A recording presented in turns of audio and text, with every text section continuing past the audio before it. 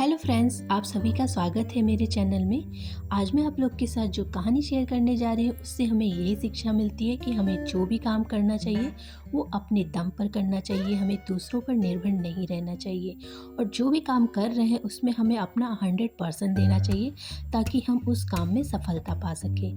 हमेशा अपनी गलतियों को सुधारने की कोशिश करना चाहिए। तो चलिए हम कहानी का आगे बढ़ते हैं।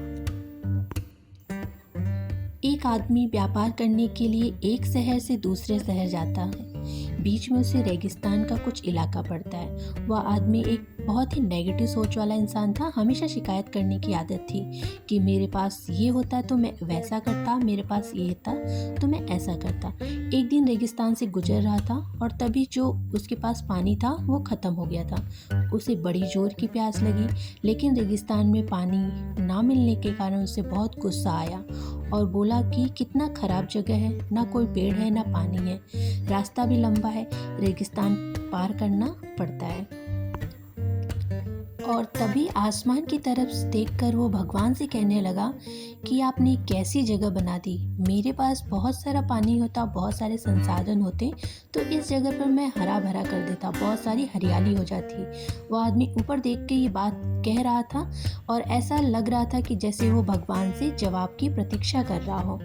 अब चमत्कार हुआ कि जैसे ही उसने नीचे देखा, आंखों के सामने एक कुआं दिखाई दिया।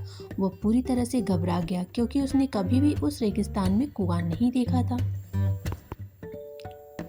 वह कुएं के पास पहुंचा और देखा कि कुआं पूरी तरह से पानी से भरा हुआ था, परंतु वो आदमी नेगेटिव सोच वाला इंसान था, हमेशा शिकायत करने की रखता था।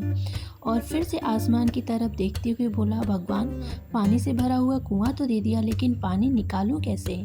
तो इस बार जब वह नीचे देखता है तो फिर से चमत्कार हुआ। फिर से उसे बाल्टी और रस्सी वहां दिखाई दी, लेकिन आदमी ने फिर से ऊपर देखा और बोला, भगवान, अब इस पानी को मैं लेके कैसे जाऊं?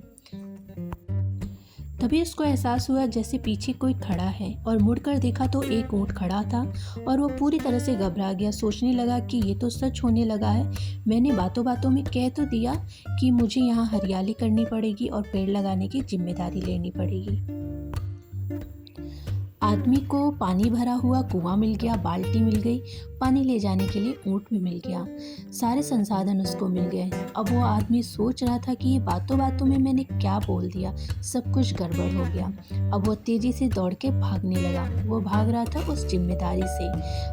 तभी एक कागज उड़ते हुए उसके शरीर से चिपक गया।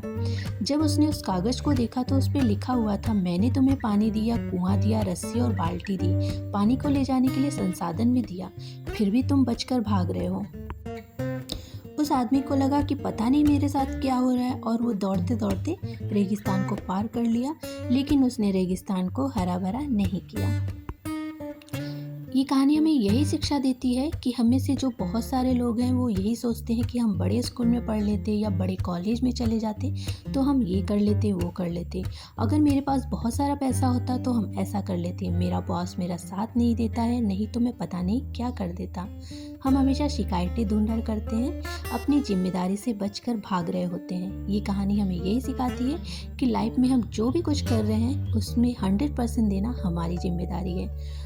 उस काम को बिना किसी शिकायत के पूरा करें तो दूसरों पर दोष देना, उसकी गलतियां निकालना बंद कीजिए और अपनी गलतियों को सुधारना शुरू कीजिए। Thanks for watching. आप लोग को वीडियो अच्छी लगी हो, कहानी अच्छी लगी हो तो वीडियो को ज़्यादा से ज़्यादा शेयर कीजिए, लाइक कीजिए और मेरे चैनल को सब्सक्राइब कर लीजिए। मिलती हूँ आप लोग के साथ नेक्स्ट कहानी के साथ, तब के लिए आप सभी को धन्यवाद।